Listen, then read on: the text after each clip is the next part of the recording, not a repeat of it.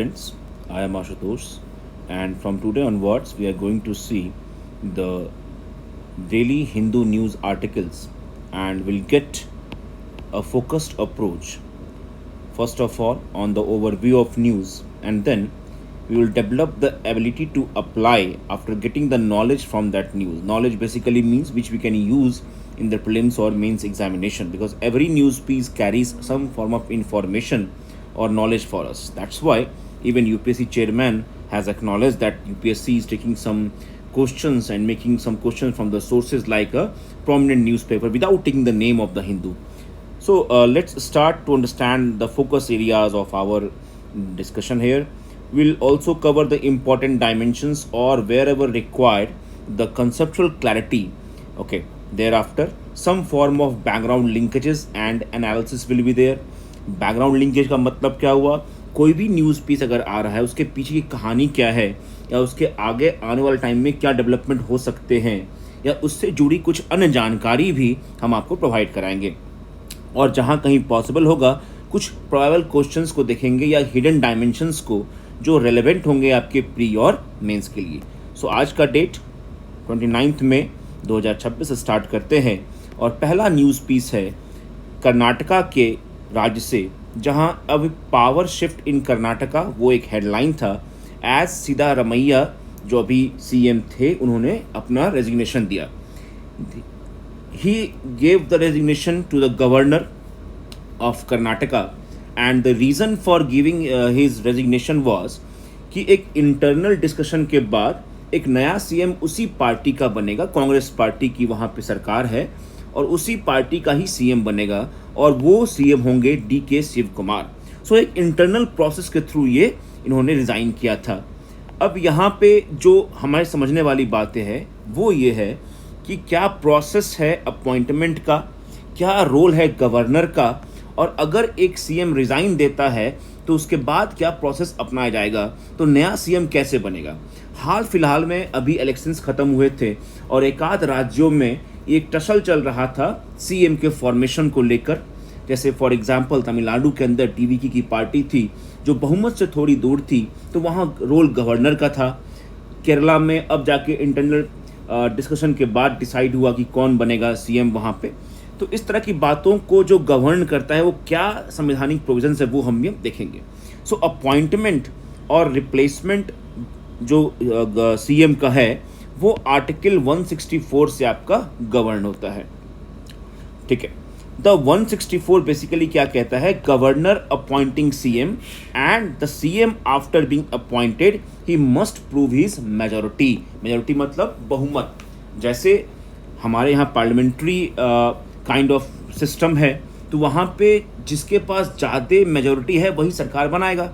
तो अगर अभी एक सीएम ने रिज़ाइन दिया है तो उसी पार्टी के सीएम को भी after taking the oath he has to prove his majority on the floor of the house. तो प्रोसेस क्या है? Submission of the resignation. The new leader, यहाँ पे अगर DK शिव कुमार हैं तो वो क्लेम करेंगे गवर्नमेंट फॉर्म करने का, और गवर्नमेंट फॉर्मेशन के लिए उनको अपनी मेजोरिटी प्रूव करनी होगी, known as the vote of confidence. ठीक है. Some constitutional dimensions we can see. First is the pleasure doctrine. Pleasure doctrine मतलब क्या हुआ कि CM hold office during the pleasure of the governor.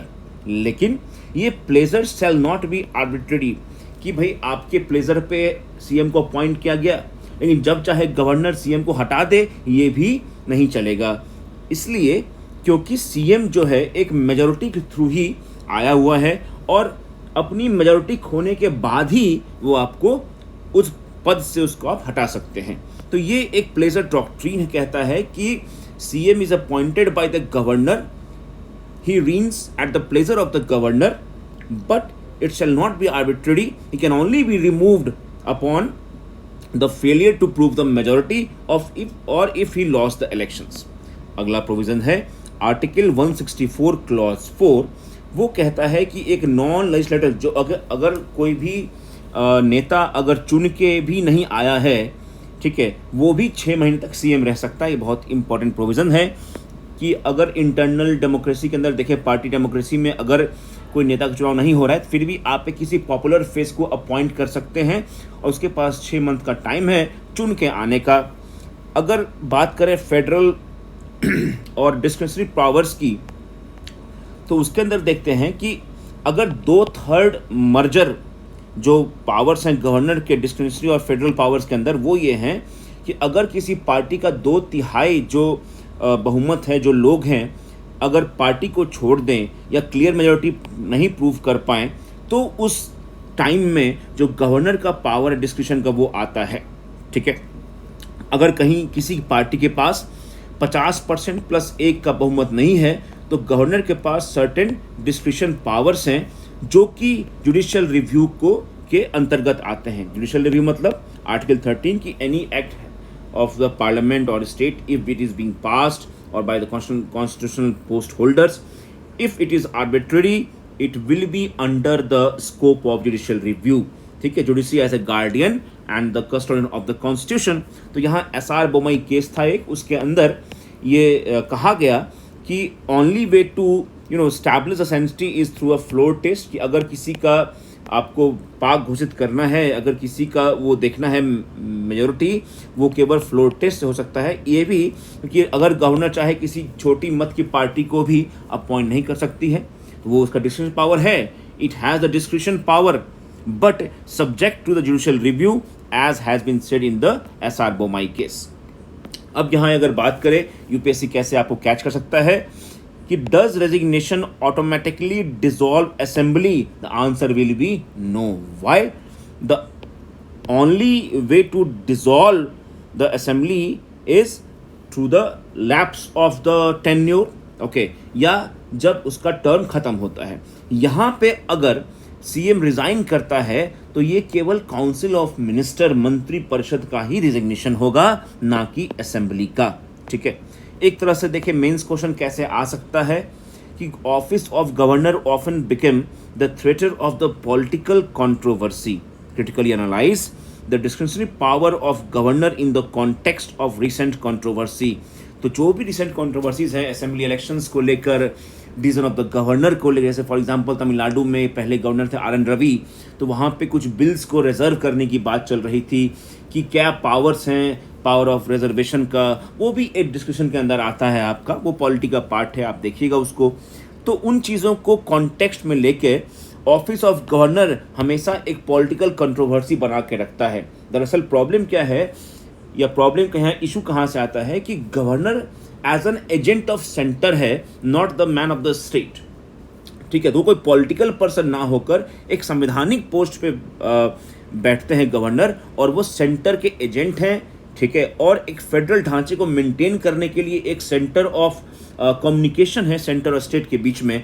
तो वहाँ कहीं भी अगर पॉलिटिकल रूप से दो पार्टियाँ, एक अगर अलग पार्टी सेंटर में है और अलग पार्टी स्टेट में है, तो ये फ्रिक्शन, पॉलिटिकल फ्रिक्शंस का जरिया जो है वो गवर्नर बनते हैं। खैर, देखते हैं अगली न्यूज़ की तरफ। Census staff from Andhra Pradesh stopped at border with Orissa. ये बेसिकली बहुत इंपॉर्टेंट न्यूज़ समझने के लिए इसलिए है क्योंकि हाल ही में क्या हुआ आज के कि आंध्र प्रदेश के कुछ स्टाफ को जो सेंसस काउंट करने आए थे, वो आंध्रा और उड़ीसा के बॉर्डर पे रोक लिए गए। तो इशू ये है कि कोटिया एक क्लस्टर और ग्रुप ऑफ विलेज है जो आंध्रा एंड उड़ीसा के बॉर्डर पे है। अगर आप मैप पे देख सके इसको, तो ये एक not to scale map Orissa और आंध्र प्रदेश है, इन दोनों के बीच में एक कोटिया क्लस्टर विलेज है। अगर बात करें कोटिया क्लस्टर विलेज की, तो ये एक क्लस्टर ऑफ विलेज है जहां तकरीबन 1600 वोटर्स रहते हैं, और ये उड़ीसा का सन 1936 जब उड़ीसा बना था तब से ही पार्ट है, लेकिन बाद में 1953 के अंदर आंध्र प्रदेश इसको क्लेम करता है, और यहीं से स्टार्ट होता है ये टसल। और ये टसल क्या है, बेसिकली 28 में से 21 विलेज क्लस्टर्स का अभी इशू चल रहा है, और 2006 के अंदर सुप्रीम कोर्ट ने स्टेटस क्यो को ऑर्डर किया था। ठीक है, तो ये इशू है कोटिया विलेज का, जहां आंध्र प्रदेश के कुछ जनगणना करने के वाले अधिकारी यहाँ जा रहे थे और उन्हें इस विलेज को क्रॉस नहीं करने दिया गया था। तो इसी को लेकर इशू बना है। हमारे लिए समझने वाली बात क्या है वो अभी देखते हैं कि स्टेट्स विथ बॉर्डर डिस्प्यूट कौन कौन से हैं जो न्यूज़ में रहते हैं या जो इम्पोर्टेंट हैं। सबसे अगर पहला देखें तो कर्नाटका और महाराष्ट्र। कर्नाटका और महाराष्ट्र देखें तो इनका कुछ मराठी स्पीकिंग एरियाज़ है और बेलगाम डिस्ट्रिक्ट है वो न्यूज़ में रहता है। अगर देखें तो यहाँ आपका कर्नाटका और यहाँ महाराष्ट्र, ठीक है, तो इन दोनों के बीच में बॉर्डर शेयर होता है आपका। और जो मराठी स्पीकिंग बॉर्डर एरियाज़ जो लगते हैं कर्नाटका से, वहाँ पे रहता है कुछ फ्रिक्शंस कि हमारा एरिया ये है और उनका वो एरिया है उस लेकर। और बेलगाम डिस्ट्रिक्ट के अंदर कर्नाटका और केरला के अंदर भी, अगर यहाँ कर्नाटका तो ये आपका केरला एरिया पड़ जाता है। उनके अंतर्गत भी कुछ डिस्प्यूट्स हैं with regard to the linguistic adjustment of border. उसमें खासकर नाम आता है कासरगोड डिस्ट्रिक्ट का, जो कि करेंटली केरला का पार्ट माना जाता है, केरला का पार्ट है। उड़ीसा और झारखंड के बीच में मयूरभंज के 7 विलेज हैं। उड़ीसा और छत्तीसगढ़ के बीच में एक नावपादा रीजन पड़ता है, वहाँ पे इश्यूज़ है। और असम और मेघालय का करबी एंगलोंग के आसपास जो एरिया है, करबी एंगलोंग वाला आसपास, वहाँ पे इशू चल रहा है आपका।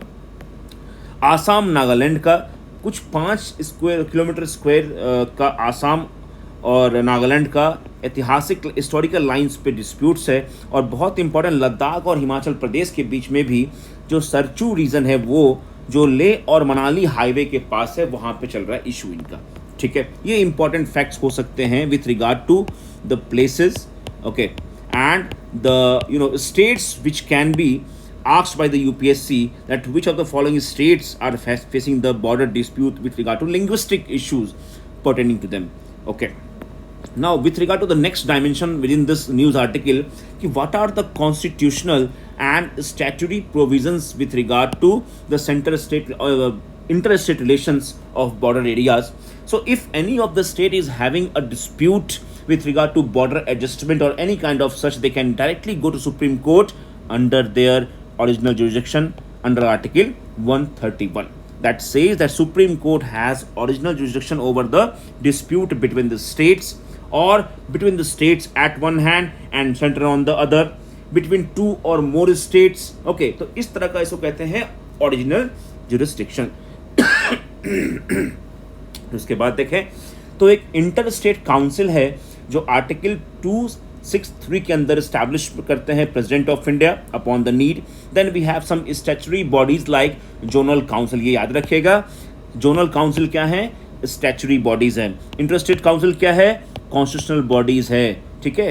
And what is the jurisdiction of supreme court? It is very original in nature under article 131 of the constitution of India. So बात करें जोनल काउंसिल की, तो जोनल काउंसिल एक क्या है? स्टैट्यूटरी पार्लियामेंट के द्वारा बनाया गया या लॉ के द्वारा बनाया गया एक अपने आप में बॉडी है, जो कि उसके अंदर स्टेट्स को रिकॉग्नाइज किया गया 5 जोन्स के अंदर, और ये बॉडी बनाया गया था स्टेट रिकॉग्निशन एक्ट 1956 के अंदर। फिर देखें तो एक इम्पॉर्टेंट इंफॉर्मेशन ये है कि बाउंड्री कमीशंस भी फॉर्म, जैसे फॉर एग्जांपल महाजन कमीशन का फॉर्मेशन हुआ था, जो कि बॉर्डर विलेजेस के मैप्स को स्टडी करता और लिंग्विस्टिक और डेमोग्राफिक के बेसिस पे और एडमिनिस्ट्रेशन के बेसिस पे, एडमिनिस्ट्रेटिव कॉन्टिन्यूटी के बेसिस पे स्टेट्स के बॉर्डर का रीएडजस्टमेंट करता है।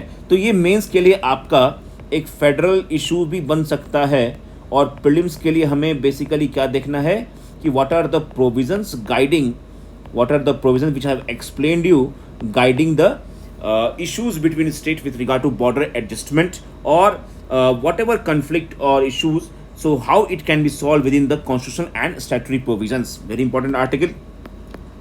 फिर नेक्स्ट एक न्यूज़ पीस आया हुआ है, एक आर्टिकल था बेसिकली द हिंदू के अंदर, जो कि सुप्रीम कोर्ट के बढ़े हुए जजों की संख्या के ऊपर बात कर रहा था। तो इसके अंदर न्यूज़ पीस ये था कि जो सुप्रीम कोर्ट में जो जज संख्या अभी 34 थी, उसे बढ़ाकर 38 कर दिया गया है। और ये कैसे किया गया था? 17 मई को प्रेसिडेंट के द्वारा एक ऑर्डिनेंस पास किया गया, ordinance mention under article 123 of the constitution of India, जो ऑर्डिनेंस पास करके जो जजेस की स्ट्रेंथ है सुप्रीम कोर्ट के अंदर वो अब 38 हो चुका है।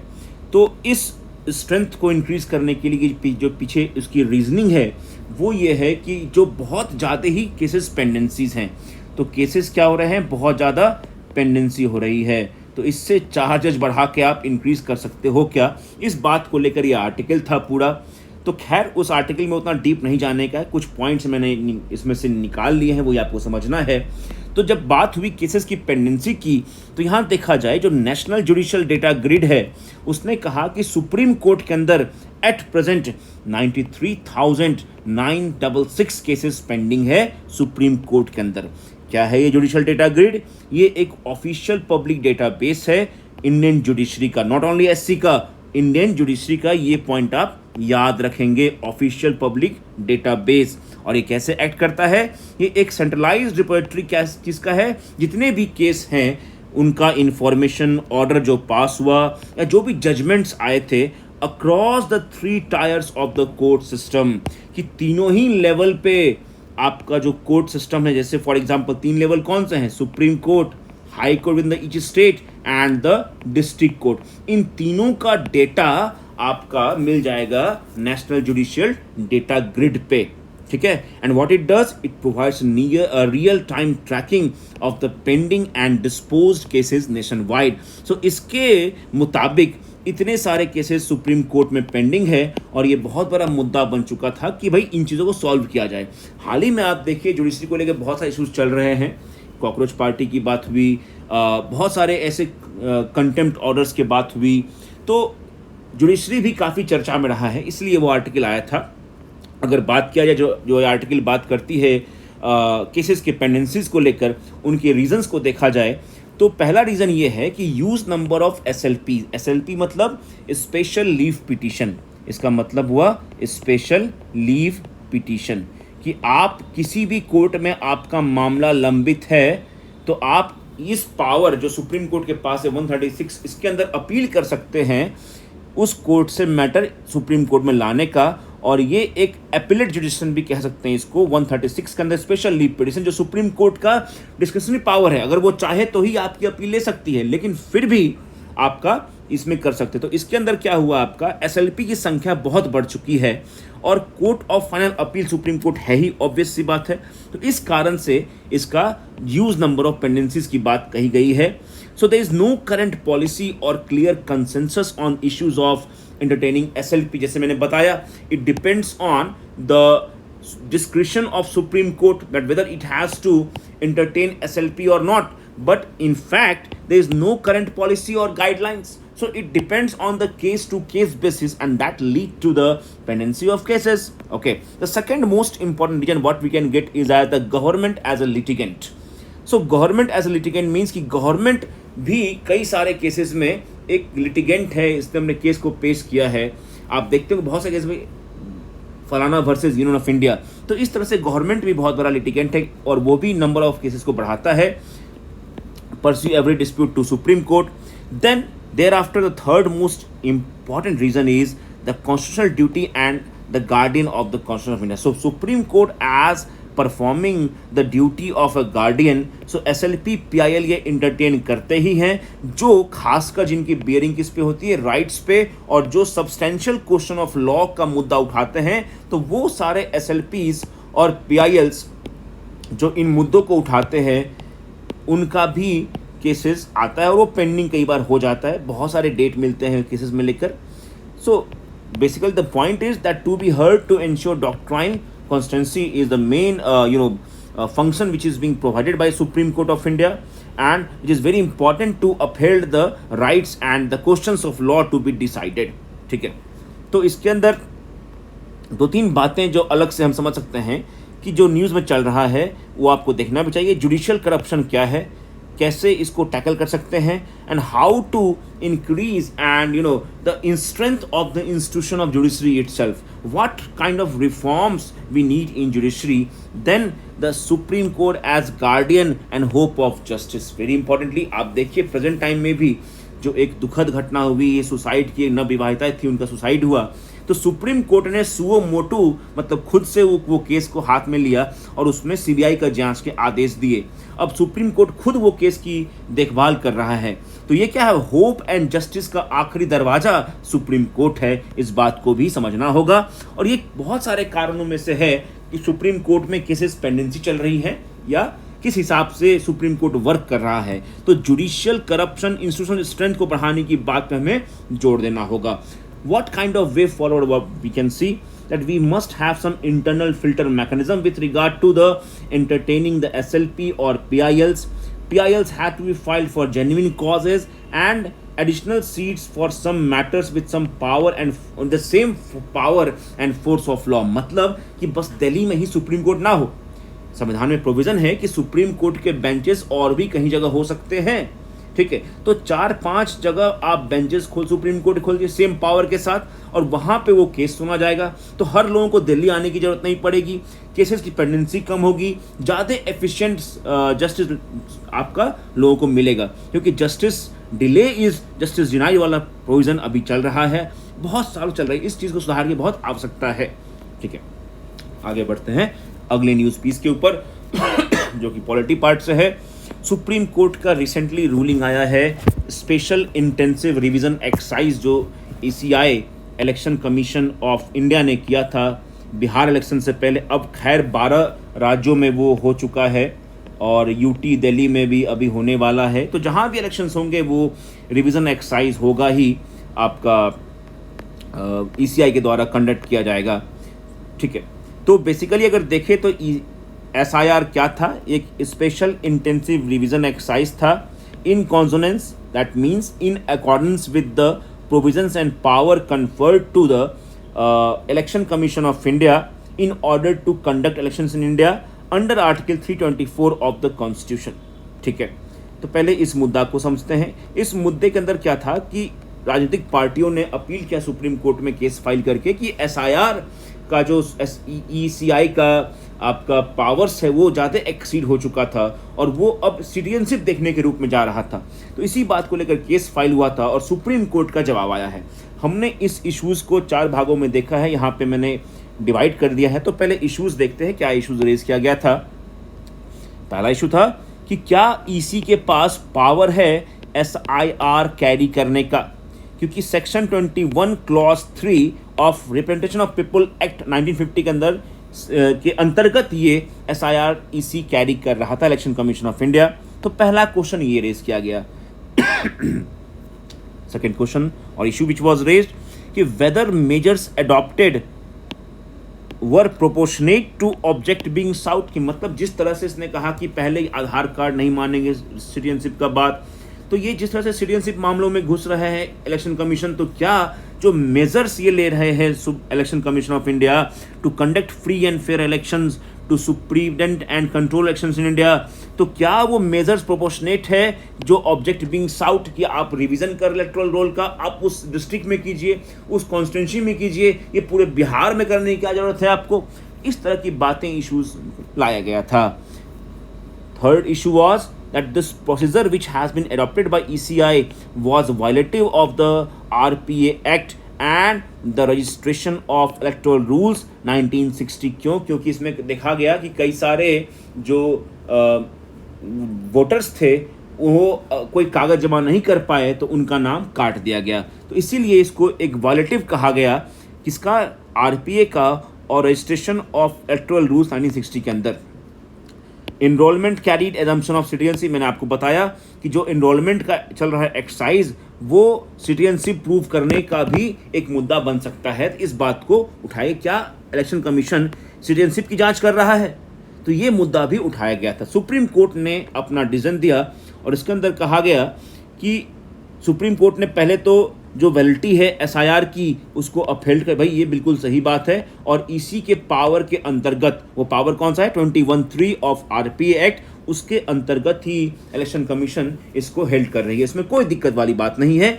So under section 21 clause 3 this exercise is not the word any is not only, ये सब कहा गया सुप्रीम कोर्ट के द्वारा कि in any of the district or constituency it can conduct the SIR, so it doesn't mean it has to limit itself to only that constituency। तो ये बात कहा गया सुप्रीम कोर्ट के द्वारा कि 21 अंडर सेक्शन 21 क्लॉज 3 में any constituency doesn't enforce the nature of only, कि बस उसी में लिमिटेड नहीं रहना है, इस बात को कहा गया सुप्रीम कोर्ट के द्वारा और इस तरह से इसको वैलिडेट किया गया। Section 21 clause 3 of article 324 ask the election commission to fulfill the constitutional requirement of free and fair elections, certifies the SIR satisfies the proportionality requirement, that whatever was required it has done so, and EC is empowered to undertake limited inquiry into citizenship according to the provisions of the 324 article and section 21 clause 3 of RPA, that if at any point of time EC, in order to register a new elector or to revise the roll, to update the roll, it can undertake a limited kind of inquiry into the citizenships to establish the validation of that voter. ठीक है, तो results of it confined to electoral consequences also. ये कोई आपका अगर किसी को बाहर भी निकाल दिया, इसका मतलब ये नहीं हुआ कि वो सिटीजन ऑफ इंडिया नहीं है, वो अलग लॉ के अंदर गाइड होता है. 1955 जो सिटीजनशिप एक्ट है, तो उसमें लिमिटेड जो है आपका जो एक लिमिटेड इंक्वायरी ईसी कर सकता है, ईसीआई कर सकता है, ये बात कहा गया था. ठीक है, I hope the point is clear कि हमें इस न्यूज़ में क्या निकालना था. द पावर्स ऑफ ईसीआई आप देख लेंगे खुद से एक बार कि क्या सब पावर्स हैं इलेक्शन कमीशन ऑफ इंडिया का, और कौन कौन से इलेक्शंस कंडक्ट करता है election commission of India. So which elections are conducted by election commission of India, and some important articles can also be referred by you here beside the 324. ठीक है, और रिमूवल अपॉइंटमेंट का भी जो provisions है वो भी आप लोग देख सकते हैं चीज़ों में लेकर. फिर एक न्यूज़ आएगा आपका that PM calls for cooperative resolution of water disputes. इसके अंदर क्या था, न्यूज़ क्या है बेसिकली कि प्रगति, जिसका मतलब है proactive governance and timely implementation, जो कि एक गवर्नेंस का एफिशिएंसी को मेंटेन करने के लिए है कि गवर्नेंस की एफिशिएंसी मेंटेन रहे, टाइमली प्रोजेक्ट का एग्जीक्यूशन हो, एक प्रॉपर अकाउंटेबिलिटी इस्टेब्लिश हो. ठीक है, उसके लिए Pragati proactive governance and timely implementation is a multi-purpose, multi-modal governance platform launched by the Government of India in 2015, and it has been designed for e-governance to track, the speed of the project, the execution of the project. और इसके अंदर, इस law के अंदर, इस act के अंदर प्रगति जो आपका है उसके अंदर क्या हुआ था कि प्राइम मिनिस्टर इसमें डायरेक्टली इंटरेक्ट करते हैं सेंट्रल एंड स्टेट ऑफिशियल्स को, किस चीज़ के लिए, प्रोग्रेस को ट्रैक करने के लिए, जहाँ कहीं भी क्रिटिकल इंफ्रास्ट्रक्चर की बात हो या पब्लिक ग्रीवेंसेस की बात हो. क्योंकि आप गवर्नेंस में कोई भी स्कीम्स लाना बहुत इंपॉर्टेंट नहीं है, एक स्कीम्स का इम्प्लीमेंटेशन, सही तरह से एग्जीक्यूशन बहुत इंपॉर्टेंट है. जो उसका इंटेंडेड ऑब्जेक्टिव है स्कीम का वो अचीव हो पाए, क्योंकि भारत एक वेलफेयर स्टेट है और इस स्टेट के अंदर अभी हम लोग बहुत ज़्यादा रिलाई कर चुके ई गवर्नेंस के ऊपर. everything is going digital, so it is very important to track the progress of each and everything. So there was the 51st meeting of the Pragati, and while chairing that meeting, Prime Minister has called for the cooperative resolution of the water disputes. ठीक है, इसके अंदर उन्होंने Ken Betwa link project और स्वच्छ Bharat mission urban 2.0 का जायज़ा लिया. उन्होंने कहा कि केन बेतवा जो प्रोजेक्ट है रिवर इंटरलिंकिंग का, the meaning of river interlinking, this two river will be joined for the purpose of irrigation, water availability etcetera. So it should serve as a model for other states to resolve the inter state water issues amicably, कि शांति से बैठकर जो भी आपके issue दो state के बीच में वाटर का इशूज़ है उसको सॉल्व कर सके. तो बेसिकली मुद्दा क्या है, हमारे भारत में इतने सारे रिवर्स हैं, वो हर जगह कहीं ना कहीं किसी स्टेट से गुजरते हैं. For example the river Kaveri, for example the river Krishna, Godavari. So these cross a number of states, और इन स्टेट्स के बीच में कई बार वाटर अवेलेबिलिटी को लेकर इशूज़ चलते हैं. फॉर एग्जाम्पल जैसे कावेरी के अंदर बहुत लंबा डिस्प्यूट चल रहा है आपका. ठीक है, तमिलनाडु, कर्नाटका के बीच में डिस्प्यूट्स है, केरला के बीच में डिस्प्यूट है कि कितना वाटर किसको जाना चाहिए. इस कारण से क्या हो रहा है आपका कि ये इंटर स्टेट वाटर इश्यूज आ रहे हैं, और ये इंडिपेंडेंस के कुछ समय बाद से ही आ रहे हैं, आज की बात नहीं है ये. तो इसलिए इन इश्यूज को सॉल्व करने के लिए क्या कहा गया, cooperative resolution of water disputes की बात कही गई, जो कि केन बेतवा लिंक प्रोजेक्ट का एक एग्जाम्पल दिया पीएम साहब ने. अभी देखने वाली बात यह है कि what are the constitutional provisions and statutory provisions, वैधानिक प्रोविजंस क्या क्या हैं और संवैधानिक प्रोविजंस क्या क्या हैं वाटर डिस्प्यूट्स को लेकर. तो अगर देखा जाए तो भारत के अंदर water disputes are governed by article 262 of the constitution. ठीक है, तो संविधान के अंदर जो आर्टिकल 262 है उसके अंतर्गत इसको गवर्न करते हैं, और ये inter state water dispute act बनाया गया था 1956 के अंदर, जो कि इन डिस्प्यूट्स को चैनलाइज या रेगुलेट करती, इनके बीच जांच करती है।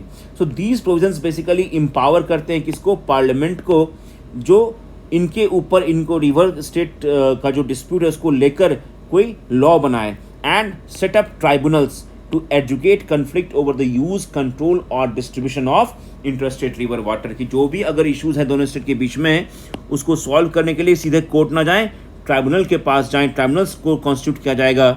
ठीक है, Kaveri river tribunal, Krishna river tribunal, Godavari river tribunal, ऐसे बहुत सारे ट्राइब्यूनल्स बने हुए हैं जो कि इनके यूज़ कैसे उपयोग होगा, कैसे कंट्रोल होगा और कैसे डिस्ट्रीब्यूशन होगा इंटरस्टेट रिवर्स का, उसको लेकर है। अगर बात करें आर्टिकल 262 की, इसकी वर्डिंग्स कहते हैं कि ये पार्लियामेंट को एम्पावर करता है enact laws for the providing for the adjudication of any disputes और complaint regarding the use, distribution और control of waters in any, ये बात ध्यान रखिए, एनी इंटरस्टेट रिवर और रिवर वैली। ये आपसे प्रीलिम्स में पूछ सकते हैं एनी, ऑल करके और द ओनली करके। तो यहाँ पे कोई भी अगर इंटरस्टेट रिवर और रिवर वैली के बीच में डिस्प्यूट है, इसको ये देख सकता है। यही क्लॉज 2 कहता है कि पार्लियामेंट को ये आर्टिकल 262 क्लॉज 2 एम्पावर करती है, शक्ति देता है कि वो इसके लिए कोई भी लॉ बनाए और उस लॉ से सुप्रीम कोर्ट के जुरिडिक्शन को एक्सक्लूड कर दे, और एनी अदर कोर्ट कि उस लॉ को लेकर, उस डिस्प्यूट को लेकर कोई भी स्टेट के बीच में हो, उसमें सुप्रीम कोर्ट या किसी भी और भी कोर्ट का कोई भी जुरिडिक्शन ना जाए। इस बात को भी ये सेंट्रल गवर्नमेंट चाहे तो इस आर्टिकल के अंदर ला सकता है। Is that clear? So that is the point है, वेरी वेरी इंपॉर्टेंट, कि supreme court has no original jurisdiction over the matters pertaining to the interstate river water dispute as per article 262, but फिर भी supreme court का आप देखेंगे मामला जाता है as a new form of appeal from the tribunals. ठीक है, फिर देखें तो 7th शेड्यूल के अंदर स्टेट और यूनियन लिस्ट जो दिया हुआ है उसके अंदर देखें तो एंट्री 17 जो स्टेट लिस्ट का है वो बात करता है वाटर्स के, वाटर सप्लाई का, इरिगेशन का, कैनल्स का, कैनल इरिगेशन का, ड्रेनेज का और एम्बैंकमेंट्स का बात करता है आपका एंट्री 17 स्टेट लिस्ट। वहीं entry 56 of the union list talks about the empowerment which has been given to the union government which have been empowered to regulate and develop interstate rivers and river valleys to the extent declared by parliament to expedient in the public interest। का मतलब ये हुआ कि ये जो entry 56 है union list का, वो यूनियन गवर्नमेंट को एम्पावर करता है किसके लिए, रेगुलेट करने के लिए और बनाने के लिए इंटर स्टेट रिवर और रिवर वैली को। ठीक है, किसके लिए कि जहाँ तक पॉसिबल हो to be declared by parliament to expedient in the public interest. Public interest मतलब जो लोगों के हित में हो, अगर वो भी करना पड़े कि नया स्टेट रिवर का आप रिवर वैली डेवलप करो, उनको रेगुलेट करो, वो भी यूनियन गवर्नमेंट कर सकता है। तो अल्टीमेटली बेसिक देखें तो आप स्टेट और यूनियन दोनों के पास पावर्स हैं वाटर्स को लेकर। फिर आता है जो हमने ऊपर बात की थी कि inter state river water dispute act 1956, ये आर्टिकल 262 के अंदर इनेक्ट किया गया है। ठीक है, और फिर एक रिवर बोर्ड एक्ट है 1956 का जो कि entry number 56 of union list के अंतर्गत आता है, और इसने सेंट्रल गवर्नमेंट को अलाउ किया है to establish river board in consultation with the state government की। अगर कोई स्टेट के बीच में कोई इंटरनल डिस्प्यूट्स है वाटर को लेकर, तो रिवर बोर्ड एक्ट के अंदर रिवर बोर्ड वो कॉन्स्टिट्यूट कर सकता है इस एक्ट के अंदर इन consultation with the state government. ठीक है, तो ये इंपॉर्टेंट चीज़ें इस आर्टिकल को लेकर थी। फिर देखें तो आर्टिकल 262 क्लॉज जो एम्पावर करता है पार्लियामेंट को सुप्रीम कोर्ट का जुरिडिक्शन बैन करने के लिए, बट फिर भी आप देखेंगे supreme court still retains limited oversight. How it can intervene under the judicial review powers if a tribunal final award violates constitutional rights और fails to properly adjudicate working parameters. अगर फिर भी ये रिवर बोर्ड बनने के बाद भी, ये एक्ट्स बनने के बाद भी, अगर फिर भी कोई भी ऐसा प्रोविजंस दो जो संवैधानिक राइट्स को की अवहेलना करता है, उसके साथ नहीं है, या कोई भी पार्टी इससे संतुष्ट नहीं है, तो वो by the way of judicial review आपका इंटरवीन कर सकती है. States can appeal into that to review decision of the tribunal और river boards in that regard. तो इसीलिए कुछ मामले जो है रिवर डिस्प्यूट्स का सुप्रीम कोर्ट में भी लंबित हैं. नेक्स्ट जो हमारा टॉपिक होगा वो आईआर और इंटरनल सिक्योरिटी के बेस को लेकर हमने देखा यहाँ पे. तो रिसेंटली हुआ क्या कि चाइना और भारत ने आपस में बातचीत किया और यहाँ पे एक न्यूज़ बन के आया कि both the countries will hold talks on border delimitation, कि मतलब हमारी बॉर्डर कहाँ से कहाँ तक है उसको आप एक बार बैठ के निश्चित कीजिए. That is the delimitation. हम बाउंड्रीज़ को एक बार डिफाइन करेंगे. ठीक है, तो बात क्या थी यहाँ पे, ये न्यूज़ कैसे बना, कॉन्टेक्स्ट क्या है. 35th meeting of the working mechanism for consultation and coordination on India China border. तो ये एक वर्किंग मैकेनिज्म इस्टेब्लिश हुआ, उसका 35वां मीटिंग था इंडिया चाइना बॉर्डर को लेकर. और दोनों कंट्रीज़ के जो बॉर्डर इश्यूज़ हैं वो 3 भागों में डिवाइड होते हैं. कौन से भाग हैं, वेस्टर्न में आपका देखा जाए तो लद्दाख सेक्टर में आता है, ईस्टर्न सेक्टर में अरुणाचल प्रदेश और आपका सिक्किम के बीच में आता है डिस्प्यूट्स, और मिडिल सेक्टर के अंदर देखें तो हिमाचल प्रदेश और उत्तराखंड के बीच में डिस्प्यूट्स हैं. यहाँ देखा जाए अगर बात करें वेस्टर्न सेक्टर की तो अक्साई चिन नाम का जो एरिया है उस एरिया के अंदर आपका ज़्यादातर डिस्प्यूट देखने को मिलता है. ठीक है, सो चाइना अभी हाल फिलहाल की बात है ये 38,000 किलोमीटर स्क्वायर केम रीजन को एडमिनिस्टर कर है, जो भारत कहता है हमारा है, और है भी बेसिकली, क्योंकि अक्साई चिन जो पीओके उस टाइम में था, फिर पाकिस्तान ने दिया चाइना को वो सीपेक डेवलप करने के लिए. खैर, सो इंडिया कहता है कि हमारा, इंडिया क्लेम है उस पर as an integral part of the Ladakh UT of India. China भी इसे कॉन्टेस्ट करता है. ठीक है, तो अब कॉन्टेस्ट कैसे करता है, कहता है भारत अपने यहाँ पे स्ट्रेटेजिक जो अपना स्ट्रेटेजिक दौलत बेग ओल्डी एरिया में स्ट्रेटेजिक इंफ्रास्ट्रक्चर क्रिएट कर रहा है भारत, उसको लेकर चाइना कॉन्टेक्स्ट कर रहा है. And the Karakoram pass, they have been the stand off historically occurred at the flash point, like बहुत साल पहले 2020 में आपको याद होगा गलवान वैली में एक डेडली फाइट हुआ था. Jong lake, so lake area and hot springs and Demchok and Chumar sectors को लेकर भी आपका इशू चल रही है. आपके फैक्ट्स में आ जाएंगे, यहाँ पे इसको ध्यान रखना है. ईस्टर्न सेक्टर के अंदर मैकमोहन लाइन है, वेल डिफाइंड लाइन तो नहीं है बट फिर भी एक वेल डिफाइंड बाउंड्री है. This is being considered as the legal international boundary between the India and China. लेकिन चाइना को इस बात से भी डिस्प्यूट है, वो इससे सहमत नहीं है. तो चाइना इस रीजन क्या कहता है, जांगन और साउथ तिब्बत का पार्ट मानता है.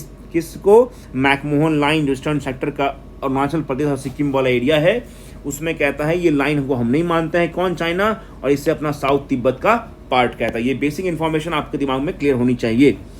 जो मध्यम सेक्टर, मिडिल सेक्टर है, उसके अंदर भी कुछ आपके हिमाचल प्रदेश और उत्तराखंड के जो डिस्प्यूट पॉकेट्स हैं उसमें लेकर डिसएग्रीमेंट्स हैं.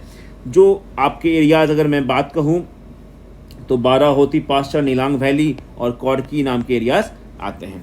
नेक्स्ट न्यूज़ पीस है, जर्मनी और नीदरलैंड ने command centre of NATO set करने की बात की है. कहाँ पे, बाल्टिक रीजन में. बाल्टिक रीजन बेसिकली रीजन है आपका है ईस्टर्न पार्ट ऑफ यूरोप के अंदर, जिसमें 3 कंट्रीज आती हैं. ठीक है, उसमें 3 कंट्रीज आती हैं और 3 कंट्रीज का मेरा नाम लिखा हुआ है, देखिए, लातविया, लिथुआनिया एंड एस्टोनिया.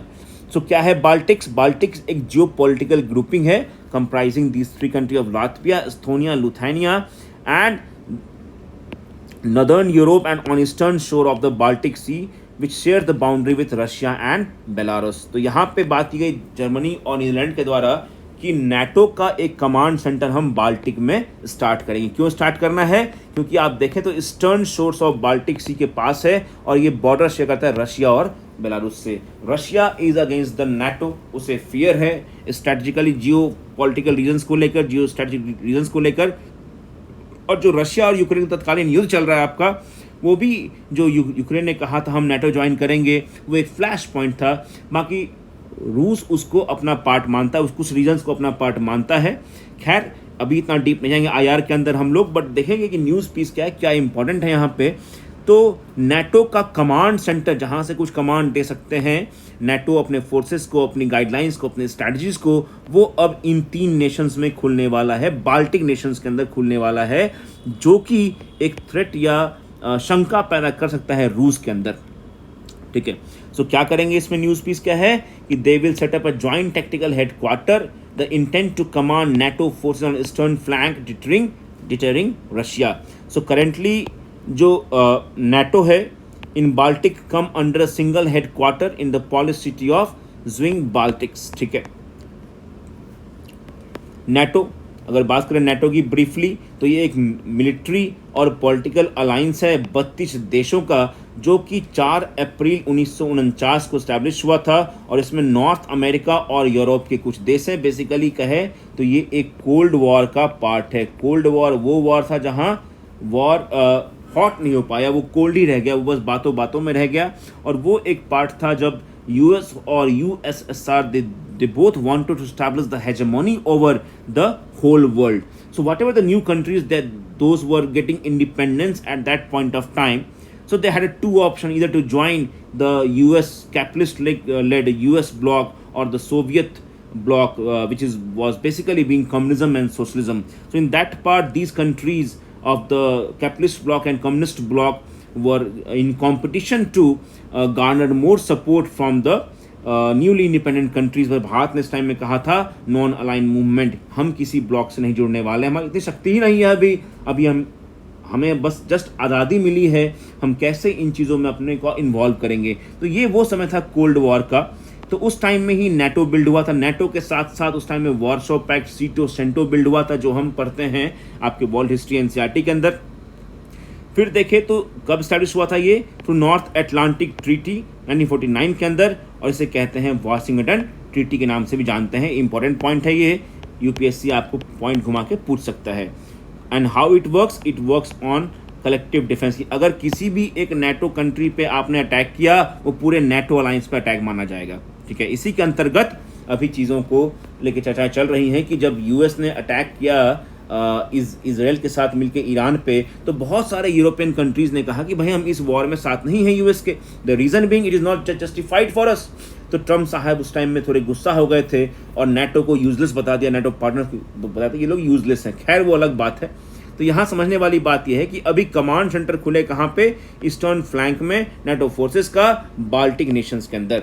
ठीक है, जो हेडक्वार्टर है नेटो का ब्रसेल्स में है। फिर एक न्यूज़ पीस है कि ऑस्ट्रेलिया के डिप्टी प्राइम मिनिस्टर, जो कि वहाँ के डिफेंस मिनिस्टर भी हैं, वो भारत आने वाले हैं डिफेंस स्टॉक्स की रक्षा की बातों को करने के लिए। इनका विजिट कब होगा? अगले वीक होगा, जब ये 23rd सांग्री लॉ डायलॉग अटेंड करेंगे सिंगापुर में। सांग्री लॉ डायलॉग क्या है? सांग्री लॉ डायलॉग देखें तो बेसिकली एक ग्रुपिंग ऑफ डायलॉग्स है जो सिंगापुर आपका होता है। यहाँ पे एक बहुत बड़ा होटल है सांग्रीला, उसी के नाम पे है बेसिकली ये। और ये क्या करता है, जितने भी डिफेंस मिनिस्टर्स हैं, मिलिट्री चीफ हैं या पॉलिसी मेकर हैं, 40 से अधिक कंट्री साथ आकर ये एक critical regional and global issues and security challenges पे डिबेट करते हैं। It is a part of track 1.5 diplomacy, which is basically an informal and formal both intergovernmental summit track 1 organised by independent think tank that is called track 2. So it allows both officials to speak publicly and privately. ठीक है, ये एक ऐसा जरिया भी है जो middle और स्मॉलर स्टेट जिनके पास वॉइसेस कम होती हैं कई बार बड़े लेवल्स पे, जैसे सिंगापुर, एशियन कंट्रीज, इंडिया वगैरह जो भी, तो उनका एक सिक्योरिटी के बात को लेकर वॉइस करने का बहुत बढ़िया एक व्यवस्था, एक प्लेटफॉर्म है। और ये कब इनैगोरेट हुआ था? 2002 के अंदर इनैगोरेट हुआ था। अब बात करें ये क्यों आ रहे हैं, तो ये डिफेंस स्टॉक करने के लिए आ रहे हैं भारत में। ठीक है, so this dialogue is one of the defence and security forum in Indo Pacific. कौन सा डायलॉग? बेसिकली सांग्रीला डायलॉग की बात कर रहे हैं कि ये इंडो पैसिफिक में एक बहुत ही अच्छा डिफेंस और सिक्योरिटी फोरम के रूप में काम करता है, और जो international institute for strategic studies IISS इसका शॉर्ट फॉर्म है, वो इसको ऑर्गेनाइज करते हैं सांग्रीला डायलॉग को। बात करें इंडिया ऑस्ट्रेलिया की, so both these countries will review the defence cooperation and they will also discuss, क्या डिस्कस करेंगे कि कैसे अपने मिलिट्री और स्ट्रेटेजिक पार्टनरशिप को बढ़ाया जाए। ठीक है, अभी हाल फिलहाल की बात करें, जो करंट में पार्टनरशिप है इंडिया और ऑस्ट्रेलिया की, वो इंडो पैसिफिक के कैलकुलेशंस और स्ट्रेटजीज को लेकर डिफाइन चल रही हैं और चाइना के कंसर्न्स को। फॉर एग्जांपल आप देखिए यहाँ पे, तो आपका ये पैसिफिक रीजन हो गया, जस्ट ये आपका इंडियन ओशन रीजन हो गया।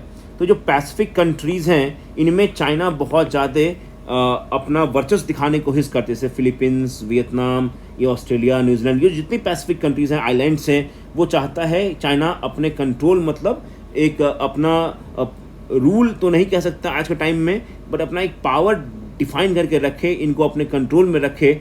और इससे क्या होगा, जो पैसिफिक वाला रीजन है वो चाइना के इन्फ्लुएंस में रहेगा। So China basically wanted to exert as much influence in the Pacific region, but connected with this Pacific is Indian Ocean region. Here is Malacca Strait, जो कि बहुत सारा ट्रेड आपको बाईपास करता है, यहाँ से पास आता है। तो इस Indo Pacific, Indian ocean and Pacific region को इंडो पैसिफिक कहते हैं। और इस पूरे रीजन में चाइना का इन्फ्लुएंस कम रहे, क्योंकि किसी एक कंट्री का इन्फ्लुएंस रहेगा तो ट्रेड, एनर्जी को भी दिक्कतें सामना करना पड़ सकता है। जब आज टाइम में देख रहे हैं हम कि अगर ईरान के ऊपर अटैक हुआ, ईरान ने क्या किया, स्ट्रेट ऑफ हॉर्मुज बंद कर दिया, तो वहाँ से क्या हो रहा है, आपका एनर्जी क्राइसिस हो रही है। तो ऐसे ही अगर इंडो पैसिफिक में कल होकर चाइना ने कुछ कर दिया, अपना ज़्यादा इन्फ्लुएंस कर लिया, तो जो भी चोक पॉइंट्स हैं, स्ट्रेट ऑफ मलक्का है, जो भी आपका ट्रेड और एनर्जी आ रही है यहाँ से, वो एक टाइम के बाद रुक जाएगा। उससे पूरा वर्ल्ड इफेक्ट होगा, सप्लाई चेन इफेक्ट होगा। इसीलिए चाइना के कंसर्न्स को लेकर और इंडो पैसिफिक के कंसर्न्स को लेकर ये बात चल रही है ऑस्ट्रेलिया और इंडिया के बीच में, जो इनका डिफेंस कोऑपरेशन है उसको और मजबूत करना है। मिलिट्री और स्ट्रेटजिक पार्टनरशिप, स्ट्रेटजिक मतलब फ्यूचर ओरिएंटेड, ऐसी स्ट्रेटजी जो हमें फ्यूचर में आगे जाकर काम आए, दैट इज कॉल्ड स्ट्रेटजिक। ठीक है, something we want to achieve in future, so in that manner, in that process, what steps shall be taken is called the strategic. आपने बहुत सुना होगा word strategic partnership, strategic comprehensive partnership. तो it covers most of the areas कि हमें कुछ पाने से, हमें आईएएस बनना है, तो आईएएस बनने के लिए हमें क्या स्टेप्स लेने पड़ेंगे, तो वो स्टेप्स जो हम ले रहे हैं that will be called as strategic steps which will be defining our aim and objectives. तो उसके लिए हम ले रहे हैं स्टेप्स को। अभी बात करें तो डायनामिक डिफेंस कोऑपरेशन है दोनों कंट्रीज़ के बीच में। डायनामिक मतलब चीज़ें चेंज भी हो रहा है और काफ़ी इवॉल्विंग नेचर है। मल्टीलैटरल एंड बायलैटरल के रूप में देखें तो ऑसी इंडेक्स नाम का नेवल एक्सरसाइज है। इंडिया ने फर्स्ट टाइम पार्टिसिपेट किया था। ऑस्ट्रेलिया का जो तालिस्मान सैब्रे है, जो कि एक मल्टीनेशनल एक्सरसाइज है, जो डीपर टेक्टिकल इंटर ऑपरेबिलिटी को डिनोट करता है। इंटर में कहीं कहीं से भी हम ऑपरेट कर सकते हैं। ठीक है, तो ऑस्ट्रेलिया क्या है, आपका एक इंटीग्रेटेड पार्टनर भी है मालामार एक्सरसाइज में यूएस और जापान के साथ। और दोनों नेशन मतलब इंडिया और ऑस्ट्रेलिया पार्टनर्स किसके हैं, framework agreement on cyber affairs and critical minerals. They wanted to secure the lithium and rare earth supply chain necessary for the modern defence technology. Very important point कि जो critical minerals और rare earth है उनका security बहुत important है, उनका supply chain बहुत important, क्योंकि मॉडर्न टेक्नोलॉजी टिकी हुई है इन दोनों चीज़ों के ऊपर। तो इस दोनों में भी ये दोनों पार्टनर्स हैं। ये बेसिक इन्फॉर्मेशन न्यूज़ पीस जो आपको आज का हिंदू से लेना था। तो मेरा ये है कि मैं आपका काम थोड़ा आसान करूं चीज़ों को लेकर। आप 1.5-2 घंटा ना दे पेपर पे, इन चीज़ों को देख कर एक बार समझें और यहाँ से फिर अपना नॉलेज इकट्ठा करके आप फर्दर स्टडी कर सकते हैं। ठीक है, I hope the points are clear. तो Shangri La dialogue, I hope I made it clear to you that it has started in 2002।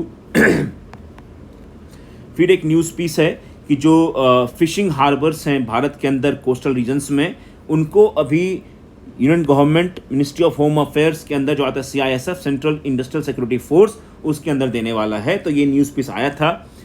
अगर इसके अंदर डिटेल देखें तो fishing harbours and fishing landing site जहाँ से फिशिंग हो रहा है आपका भारत में तकरीबन 1200 के आसपास हैं। और इन सबको जो है आपका CISF के कंट्रोल के अंदर लाया जाएगा। So control will be in the nature of operational management. ये नहीं पूरा अब CISF वहाँ पे आ गया, लेकिन ऑपरेशनल मैनेजमेंट करेगा CISF और सिक्योरिटी डिज़ाइन और प्रोटोकॉल्स को ओवरव्यू करेगा।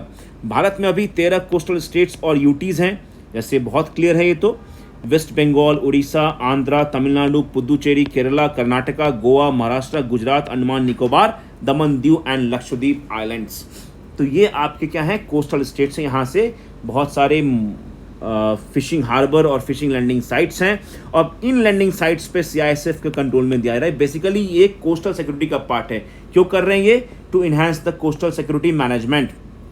ठीक है, पहले देखते हैं कि मोर इन्फॉर्मेशन क्या हमारे पास क्या आ सकता है। तो fishing sites at present are managed by central and state government. केंद्र और राज्य सरकार दोनों इसको मैनेज कर रही है। स्टेट्स के अंदर देखें तो post construction management and operation of harbours, अगर एक बार हार्बर या पोर्ट एरियाज है वो बन गया तो उसके बाद का मैनेजमेंट और ऑपरेशन स्टेट्स के अंदर है, और सेंट्रल गवर्नमेंट का है पोर्ट ट्रस्ट के थ्रू उसको मैनेज करती है। ये इंपॉर्टेंट पॉइंट है आपका कि international ship and port facility security code क्या है? एक ग्लोबल फ्रेमवर्क है जो कि 9/11 के बाद आया था, शिप्स और पोर्ट फैसिलिटीज़ को प्रोटेक्ट करने के लिए। किससे? टेररिज्म और इस तरह के अन्य जो भी खतरे हैं, सिक्योरिटी थ्रेट्स हैं, उनसे प्रोटेक्ट करने के लिए क्या आया था? International ship and port facility security code. ठीक है, ये ग्लोबल फ्रेमवर्क है, 9/11 के बाद आया था। So India's port security measures are largely compliant with this mandatory code. UPSC can surely ask this question about the code. That is, this code is binding in nature. It is mandatory in nature. या India इसको follow करता है कि नहीं करता है? इस तरह चीज़ें आपका यूपीएससी यहाँ पे हिडन रूप से पूछ सकती है, इसलिए मैंने इसको दिया यहाँ पे। जो इंडिया का पोर्ट है सिक्योरिटी मेजर्स को लेकर, वो कंप्लाइंट किससे है? International ship and port facility security का, जो कि एक ग्लोबल फ्रेमवर्क इस्टेब्लिश किया गया था। ठीक है, अगर बात करें सीआईएसएफ की, सेंट्रल इंडस्ट्रियल सिक्योरिटी फोर्स की, तो ये 1969 में इस्टेब्लिश किया गया था, जो कि मिनिस्ट्री ऑफ होम अफेयर्स के अंदर फंक्शन करता है, और बहुत ही इम्पॉर्टेंट है ये भारत के सिक्योरिटी को लेकर, क्योंकि ये भारत के क्रिटिकल इंफ्रास्ट्रक्चर जैसे कि nuclear installation, metro, space establishment, airport, sea ports, या कोई भी ऐसे सेंसिटिव गवर्नमेंट बिल्डिंग्स को या हेरिटेज मूवमेंट्स को प्रोटेक्ट करता है सीआईएसएफ आपका। तो ये एक बहुत इंपॉर्टेंट सिक्योरिटी अपैरेटस के अंदर आपका डायमेंशन बनता है। रिसेंटली देखें तो ये डेवलपमेंट ये है कि गवर्नमेंट ऑफ इंडिया ने सीआईएसएफ को डेजिग्नेट किया है एज रिकॉग्नाइज्ड सिक्योरिटी ऑर्गेनाइजेशन। ये इंपॉर्टेंट, आप हाईलाइट कर लेंगे इसको, अपने साथ साथ कॉपी भी लिख लेंगे कि रिकॉग्नाइज्ड सिक्योरिटी ऑर्गेनाइजेशन के रूप में सेंट्रल गवर्नमेंट ने सीआईएसएफ को डेजिग्नेट किया है। किसके लिए? मैरीटाइम सिक्योरिटी के लिए, इस कोड के अंतर्गत। ठीक है, तो सीआईएसएफ को क्या किया गया है? एक recognised security organisation under the code of ISPS, ये सेंट्रल गवर्नमेंट ने इसको एस्टैब्लिश किया है। ठीक है, and this force is very unique among the paramilitary organizations for primary focus on civilian non-combat security environments. कुछ बात करते हैं इंडिया एंड साउथ कोरिया के बीच में एक अभी ट्रेड एग्रीमेंट अपग्रेड होने वाला है। ये एक डेवलपिंग न्यूज़ है, फिर भी कुछ चीज़ें हम अपन को मिल रही हैं यहाँ पे, उसके बात करते हैं। तो इंडिया और साउथ कोरिया के बीच में comprehensive economic partnership agreement CEPA sign हुआ था 2009 में। इम्प्लीमेंट कब से हुआ? वो 2010 से इम्प्लीमेंट हुआ था। बट इंडिया का कुछ कंसर्न था, भारत का कुछ कंसर्न था with regard to larger trade deficit, क्योंकि petrochemicals, pharmaceuticals, electrical goods, engineering के अंदर भारत थोड़ा सा ट्रेड डेफिसिट झेल रहा है साउथ कोरिया के मुकाबले। तो भारत ने क्या कहा? बेसिकली उसका डिमांड क्या है? वो चाहता है ग्रेटर मार्केट एक्सेस। किसके लिए? अपने लेबर इंटेंसिव सेक्टर्स और सर्विस एक्सपोर्ट के लिए। What is the meaning of market access? कि साउथ कोरिया अपने मार्केट में भारत के प्रोडक्ट्स को, जो लेबर इंटेंसिव जैसे टेक्सटाइल है, लेदर है, ये क्या है? लेबर इंटेंसिव, जिसमें ज़्यादा लेबर काम करते हैं आपके, दैट्स कॉल्ड लेबर इंटेंसिव। क्योंकि इसमें क्या होगा, अगर एक्सपोर्ट मार्केट एक्सेस मिलेगा इनको साउथ कोरिया में, किसी भी और कंट्री में से, तो ज़्यादा प्रोडक्शन करेंगे, ज़्यादा प्रोडक्शन होगा तो ज़्यादा इकोनॉमिक एक्टिविटी बढ़ेगी, उससे क्या होगा? ये सेक्टर बूम आएगा और इंडिया का मैन्युफैक्चरिंग स्ट्रांग होगा।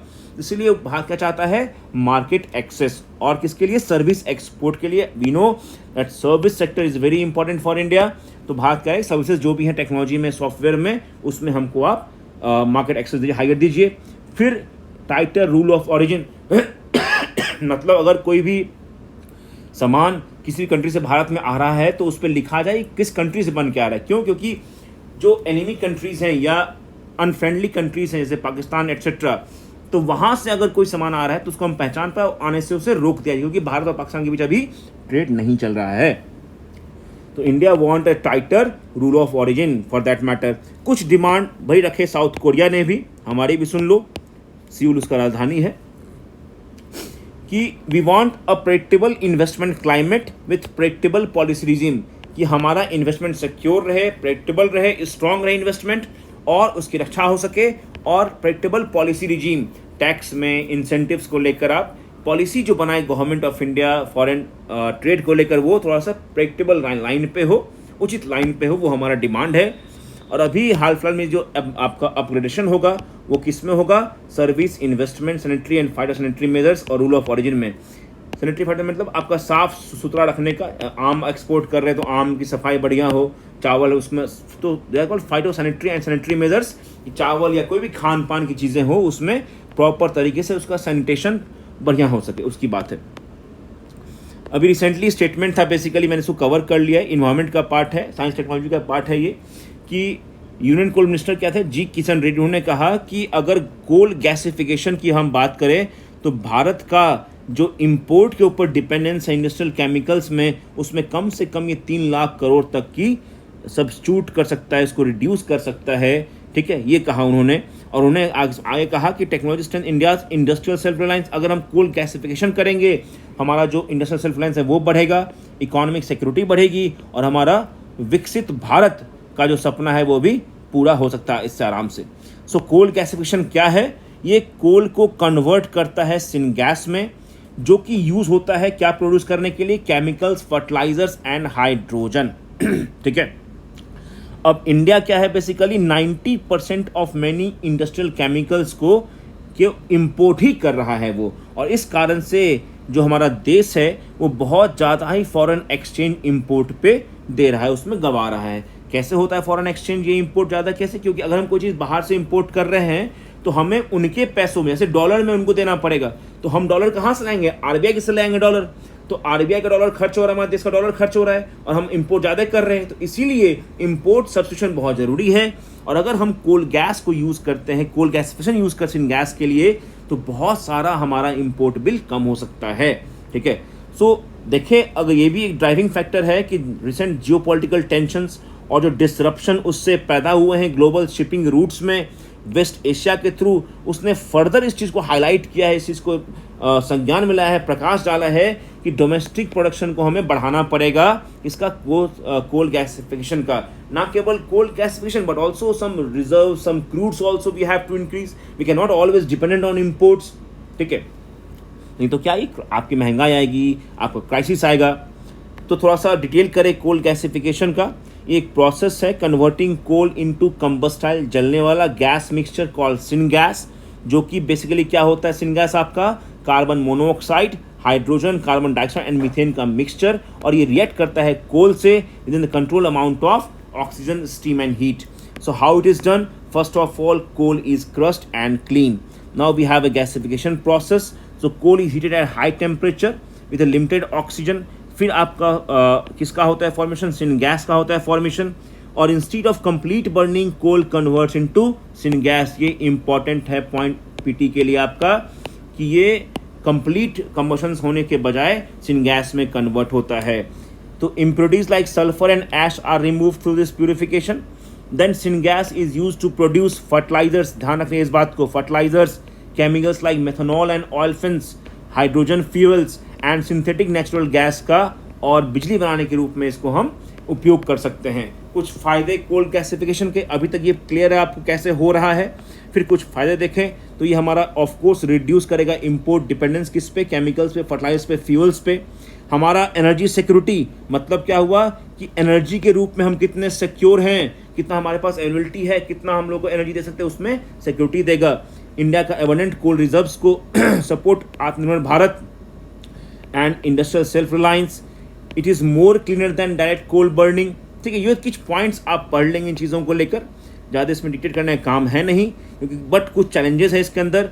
High initial investment, very important challenge. Water intensive process, we are a water deficit country, we also need water for many things, तो इसमें भी एक आपका आता है चैलेंज। फिर कार्बन एमिशन, फिर भी एक कंसर्न है क्योंकि लेस होता है, प्योर रिमूव नहीं होता है। Until we combine with carbon capture technology, जो कार्बन को कैप्चर कर ले वो टेक्नोलॉजी हम अप्लाई करेंगे तब तक ये रिमूव नहीं हो पाएगा आपका। स्किल्ड मैन पावर और व्हाट वी नीड इंफ्रास्ट्रक्चर। फिर कुछ एक न्यूज़ पीस लास्ट के आइटम्स आ चुके हैं। श्री विल्लिपुतुर का एक है तमिलनाडु में, बेसिकली द हिंदू में न्यूज़ था ये कि इसके ऊपर एक बुक रिलीज हुई है, तो इसलिए ये समझना जरूरी था। कल्चर के क्वेश्चन बहुत सारे आए इस बार और आ भी सकते हैं फर्दर फ्यूचर में भी। तो श्री विल्लिपुतुर कहाँ है? तमिलनाडु के अंदर, वेरी क्लोज टू मदुरई, और ये अंडल और वातापरसुरी टेम्पल के लिए बहुत फेमस है। वातापत्रसयु टेम्पल के लिए बहुत फेमस है। अंडल एक बहुत बड़ी सेंट थी तमिलनाडु में। अलवर और नयनर दो काइंड ऑफ सेंट थे, उसमें से ये कहाँ के थे? अलवर, जो वैष्णवाइट वक्तास थे उनकी सेंट थी, ठीक है। One of the 12 leading saint of Alvars. Shri Villiputhur में पालकोवा एक स्वीट डिश है, बेसिकली एक डेजर्ट है जो प्योर काउ मिल्क और शुगर से बनता है और वो जीआई टैग्ड है, मैच द फॉलोइंग में आ सकता है। अंडल टेम्पल क्या है? Very important, 11 tier Raja Gopuram, जो कि ऑफिशियल एम्बलम भी है तमिलनाडु गवर्नमेंट का। अंडल टेम्पल वहाँ मिलता है कहाँ पे? श्री विल्लिपुतुर में, बहुत फेमस जगह है ये। कुछ एडिशनल देखें इन्फॉर्मेशन। तो श्री विल्लिपुतुर में क्या है? श्री विल्लिपुतुर मेगामलई टाइगर रिजर्व, ये किसके लिए घर है? Massive tiger reserve encompassing near by forest. Then we have grizzled squirrel wildlife sanctuary. तो ये टाउन जो श्री विल्लिपुतुर का है वो अंतर्राष्ट्रीय रूप से इसको रिकॉग्नाइज किया जाता है कि proximity to grizzled giant squirrel sanctuary in the Western Ghats. ये भी इंपॉर्टेंट फैक्ट है आपका, इसको भी आप देख लेंगे, ठीक है। Grizzled squirrel wildlife sanctuary in the western Ghat जिसका लोकेशन है वहाँ, बहुत इंपॉर्टेंट फैक्ट है ये आपका, ठीक है। फिर एक न्यूज़ पीस था कि इजराइल ने कुछ एयर बेस्ड अटैक किए हैं लेबनान में, खासकर सदर्न लेबनान में। वहाँ से कुछ इम्पॉर्टेंट प्लेसेस इन न्यूज़ हमें देखने को मिले हैं। तो उसमें सबसे इम्पॉर्टेंट है आपका लितानी रिवर पहले, और city of tyre 4th largest city है बेसिकली आपका लेबनान का। लितानी रिवर क्या है? एक लॉन्गेस्ट रिवर है जो कि बेका वैली में ओरिजिन करता है, और वो उसका बहाव पैरेलल है किससे? इजरायली बॉर्डर से। तो ये एक बॉर्डर भी फॉर्मेशन करता है आपका इजराइल और लेबनान के बीच में, Litani river. As it runs parallel to the blue line. Blue line is what? It is a UN recognised border separating Lebanon and Israel. So क्या है ब्लू लाइन? एक यूएन यूनाइटेड नेशंस के द्वारा recognise किया हुआ border है जो Lebanon और इजराइल को डिवाइड करता है, उनके बीच में बॉर्डर बनाता है आपका। टेर क्या है आपका? ये इसको यूनेस्को वर्ल्ड हेरिटेज साइट का दर्जा मिला था 1984 के अंदर। ये सदर्न लेबनान में है और साउथ ऑफ लितानी रिवर भी है। मान लीजिए ये लेबनान है तो यहाँ पे आपका सिटी ऑफ तेरे है, ठीक है। इसका अपना इतिहास है। ये एंशिएंट फोनिशियन मैरिटाइम ट्रेडिंग हब रहा है, कब से? एजमेंटिक टाइम में भी, ठीक है। तो ये आपका आज का न्यूज़ पीस था। कल हम लोग फिर मिलते हैं कुछ और न्यूज़ पीस लेकर, जो आपका हिंदू से हम निकालेंगे बेसिकली उसको, और उसके अंदर हम बहुत सा चर्चा करेंगे। जैसे आज क्या है, कुछ बैकग्राउंड लिंकेज, कुछ इंटरेस्टिंग इन्फॉर्मेशन, कुछ अलग डायमेंशंस के साथ, जो कि एग्ज़ाम में बहुत हेल्पफुल होगा। सो ये एक हमारा सीरीज़ है बेसिकली हिंदू का डेली न्यूज़ एक्सप्लेनेशन को लेकर, जो of course I am sure it will save your half an hour on a daily basis. So do join for the more videos. Thank you so much. Take care.